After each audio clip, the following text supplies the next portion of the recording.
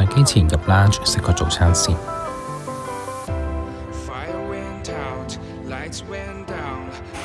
食完早餐，準備去登機啦。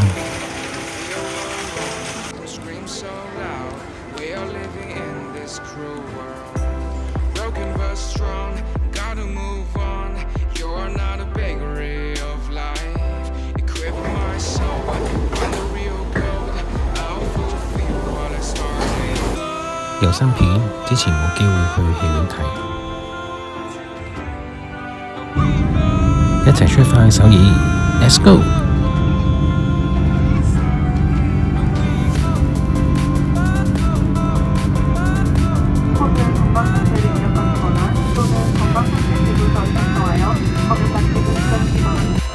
喺飛機上再食多一餐先，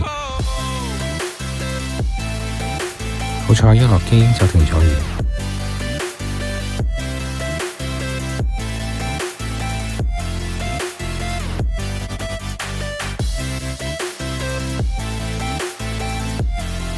攞完行李，依家去買巴士車飛先。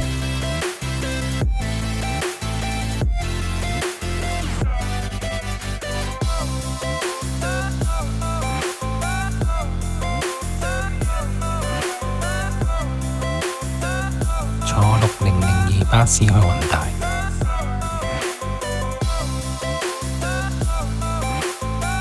咁今晚就住一晚位於弘大嘅阿曼提酒店。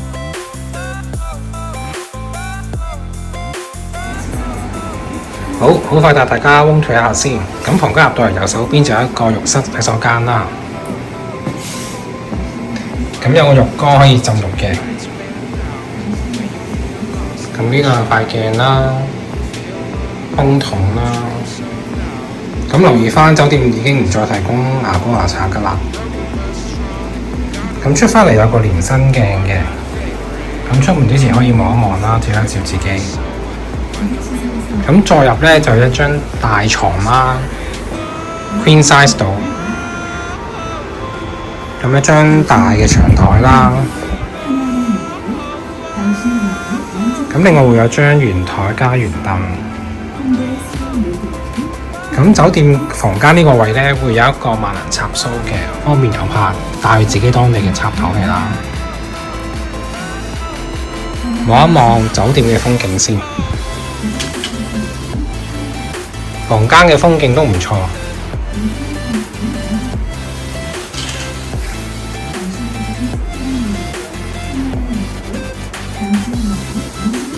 咁房間都會提供2支水啦，咁會有啲茶包啊、咖啡啊、雪櫃啦，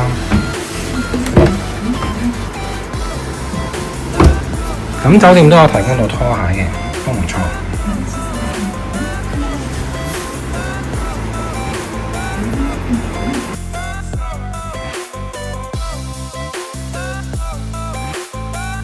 check in 完之後就去咗東大門新開嘅商場，叫做氹氹。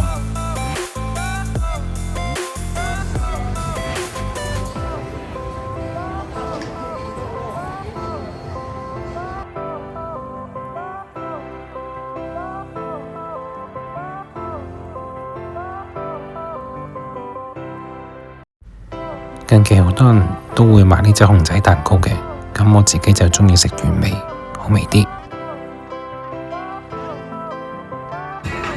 晚飯就約咗朋友嚟東大門附近食條肉丸一隻雞。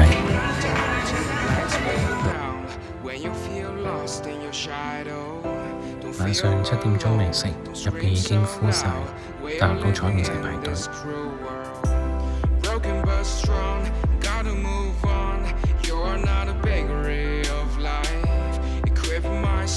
食完行咗一陣，就返酒店休息啦。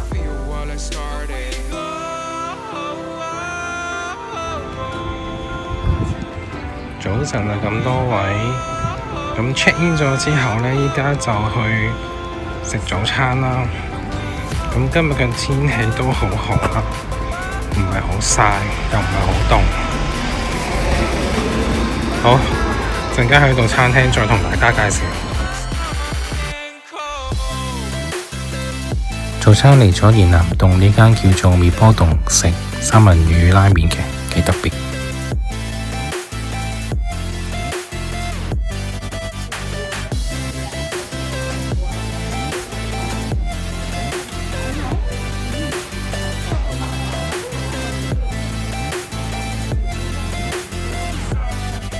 咁我就叫咗天婦羅番茄凍湯三文魚拉麵嘅。咁如果你 like 佢嘅 IG 呢，咁佢就會送左邊嗰兩個甜品俾你食嘅。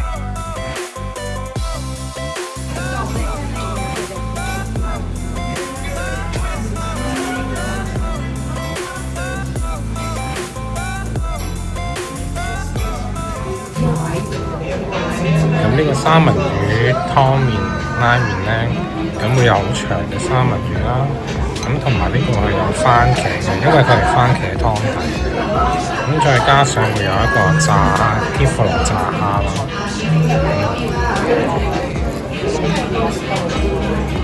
食落去都 OK 唔錯嘅。食完之後去咗呢度朝聖，有展利品。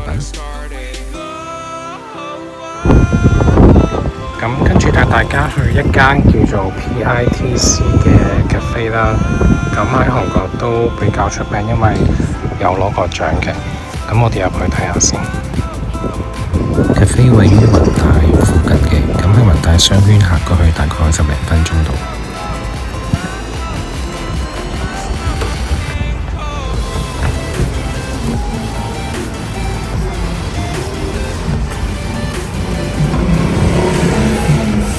呢入嚟嘅氛圍感好舒服。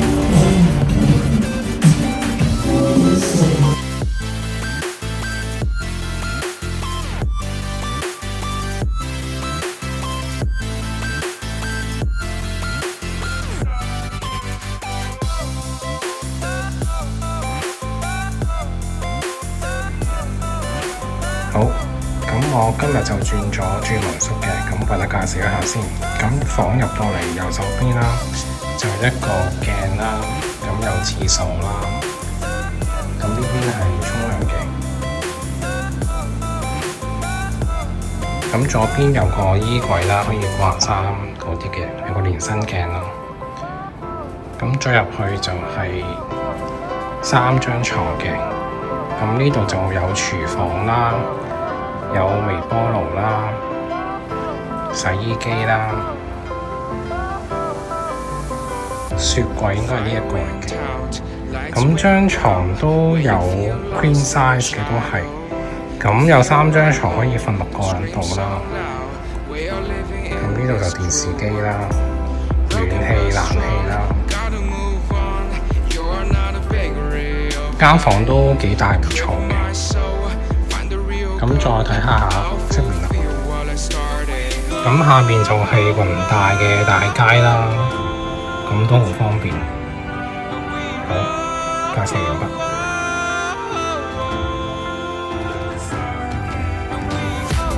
好開心，4月中仲睇到櫻花。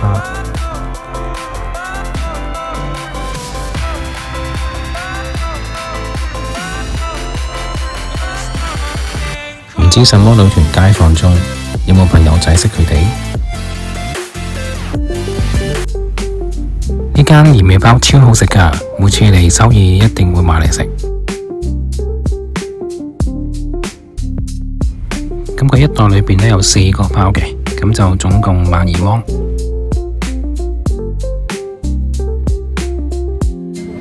本人推介即買即食係最好食嘅，熱辣辣。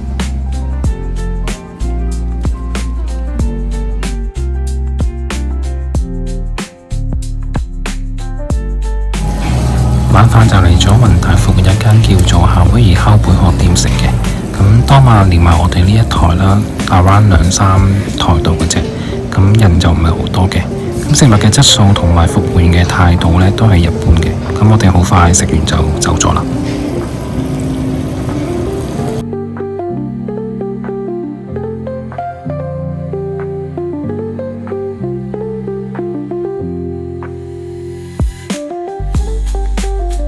最尾呢，我哋都喺街邊買咗啲魚糕同埋떡볶이返房食嘅。呢隻係新出嘅味，但有啲甜。唔知係咪韓國嘅 mini 壽司有得買呢？ Harry Potter 嘅產品，其他國家好似唔見有。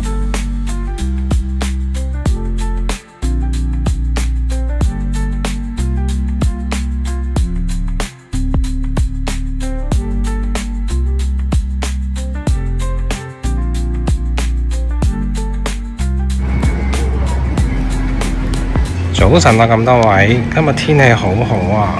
咁我依家去食呢個豬腳小姐做呢個早餐啊！咁去到再拍俾大家睇下先。我哋就叫咗個蒜泥豬手嘅，咁就有啲前菜小食啦，咁一個沙律菜啦，咁同埋一個熱辣辣嘅韓式拉麵都幾好食嘅。豬手好腍好味。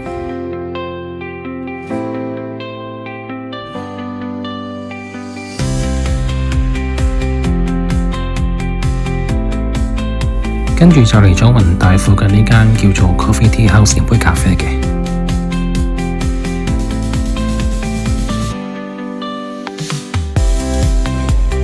咖啡位置位於雲大商圈附近嘅，咁喺雲大商圈行過去大概5分鐘左右嘅啫，好近。咖啡係行韓屋懷舊風嘅，咁入到去會見到好多唔同古董嘅擺設啦，都幾特別嘅。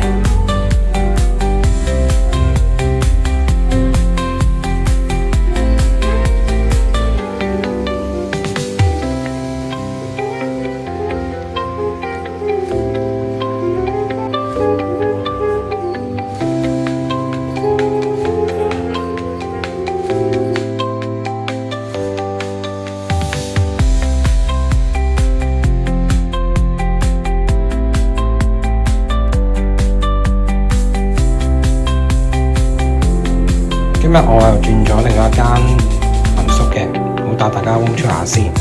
咁一入嚟左手邊啦，會有一個浴室啦，乾濕分離嘅廁所啦、洗手盆鏡啦、浴室啦。咁房間都有提供洗頭水、沐浴露嗰啲嘅。咁右手邊咧會有個直身櫃啦，可以掛下衫啊，有個鏡啦，超下鏡咁。咁再入去咧就有3張床嘅，咁都係 queen size 啦，可以瞓到6個人度嘅。咁呢度有吸塵機啦、暖氣啦、有電視啦、有藍牙啦。咁呢個冷氣機啦、廚房仔、有洗衣機、微波爐，同埋一張長台嘅，係咁多。我哋而家去食一間比較多人都認知嘅豐川鰻魚啦，相信都會好多遊客都知道呢一間食燒鰻魚係最出名嘅。咁我哋而家去試下先。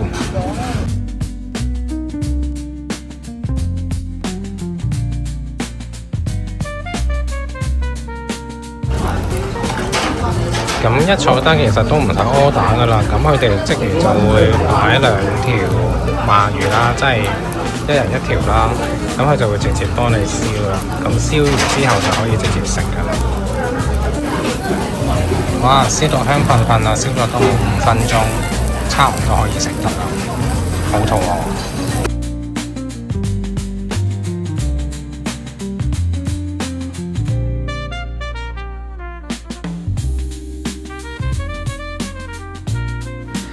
跟住嚟咗新村附近呢一間隱世炸雞小店啊，係原隻炸雞㗎，每次嚟首爾都會買返去做宵夜㗎，非常之好食，本人推介。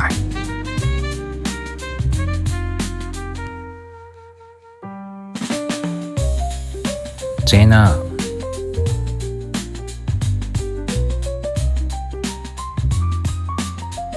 時晚宵夜仲有生果。士多啤梨好大粒，好甜。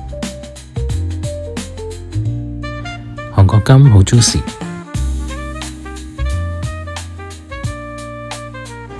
今朝第一站會嚟到呢間 Orleans Cafe 嘅，喺安國站裏邊。咁行出嚟2-3分鐘就到嘅，冇乜遊客唔識呢一間，其實都好多人嚟嘅。我哋入去睇下先。呢一間 cafe 嘅特色就係後門設計啦，入到嚟就空間感好大嘅，咁座位裏邊都好多嘅。咁我哋先入去擺低嘢，再出嚟買嘢食。呢度有好多唔同嘅款式嘅麵包啦、牛角包啦、撻啦，林林總總乜都有，目測都有20幾款就唔啦。睇下食邊款先。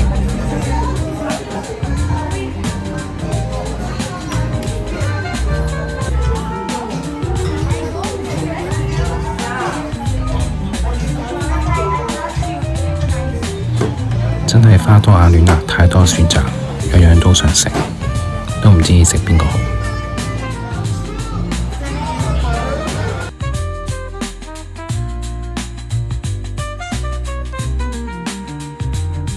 呢一個係佢哋 signature 嘅麵包啦，但我覺得太甜，所以就冇買到嚟試嘅。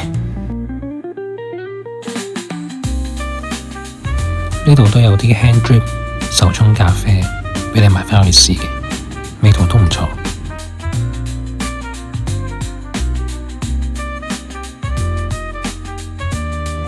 呢一個就係我今朝揀嘅輕食。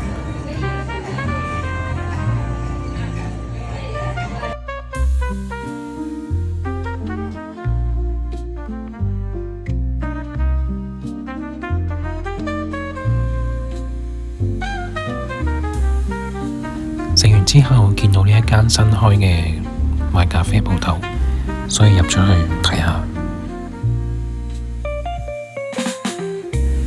入到去，職員同我講可以免費試飲3杯咖啡，咁我就喺度揀咗3種唔同口味嘅咖啡試下。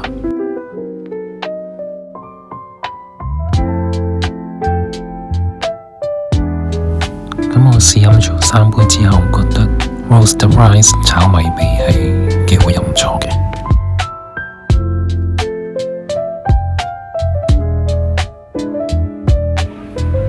今朝就喺 cash table 度攞咗飛啦，咁跟住就飲咗杯咖啡，再行咗一陣返返去，時間啱啱好。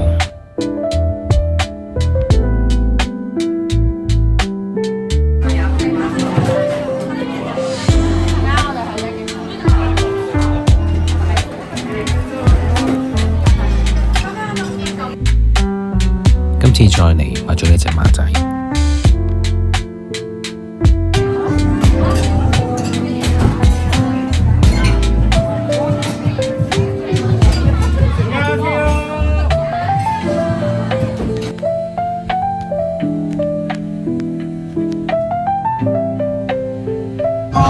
今次嚟就食咗佢signature嗰包cream cheese 加葱嘅比焗，同埋蘑菇湯。個蘑菇湯超正，每次嚟都會飲。食完之後就去咗食到呢間鋪頭。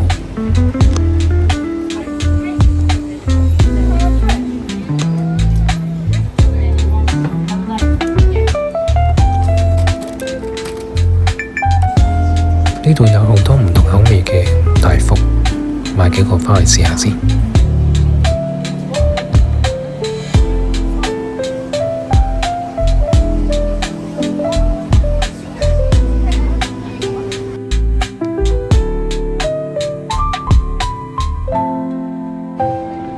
好多遊客必到嘅打卡勝地。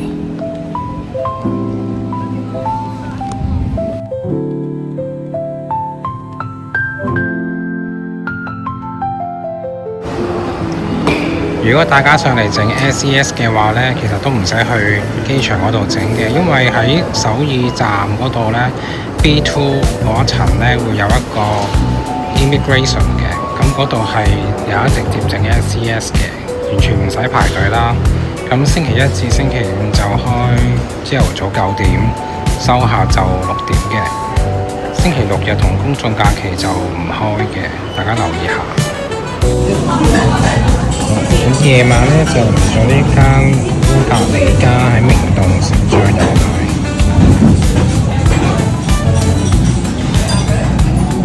好大隻。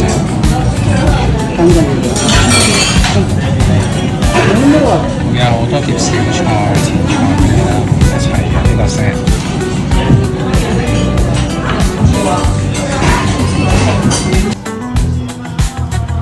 好多黃勁新鮮。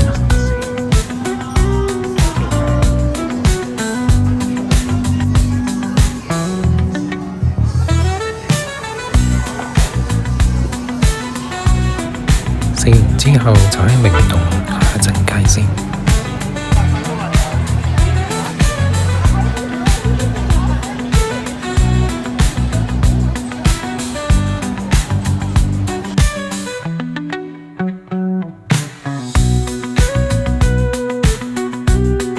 買咗呢3種美食，原隻金喺裏邊。咁多位早晨啊！咁我哋而家最後一日喺首爾啦，咁我哋嚟緊依家就去食呢個百年土種參雞湯，都比較有歷史悠久，同埋都幾出名好食嘅。我哋而家入去食下。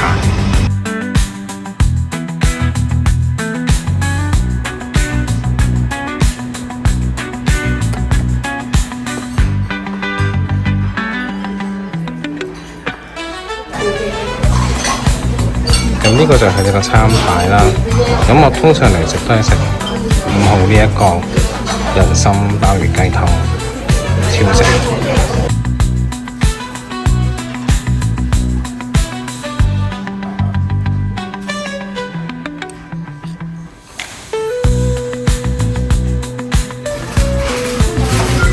每次嚟都好中意食嗰啲蘿蔔同天柱啦，阿豬媽兒都好好食，好新鮮。啲蘿蔔好爽口，好食。咁跟住我哋依家咧就去呢間叫 Bageling 去食呢個 bagel 同飲杯咖啡嘅。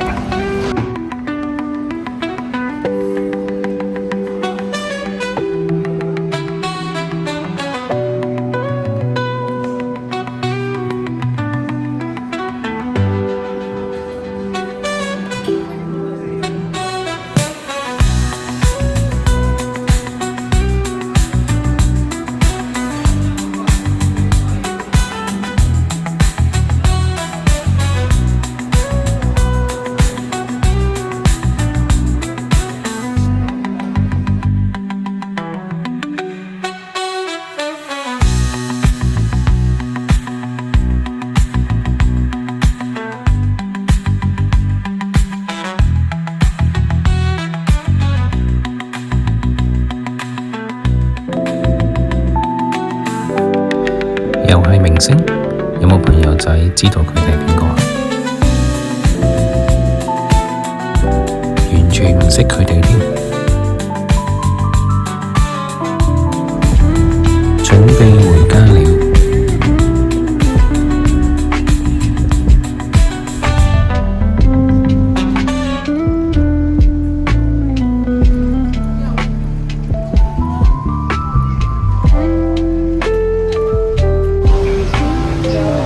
臨上機前就去咗機直26附近一間 Starbucks 嗰度飲杯咖啡。咁呢度都比較特別啲，因為佢有好多唔同嘅書可以睇啦，同埋地方位置都比較大嘅，可以坐啊嘛喺度休息一下。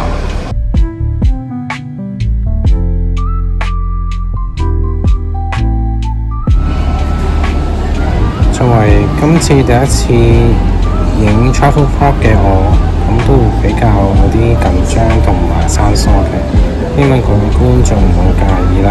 咁同埋都多多支持，希望可以俾多啲 like 同埋 subscribe 我個 channel 啦。咁第時會再拍多啲新嘅片俾大家，同埋帶大家去多啲唔同嘅地方去 explore 一下。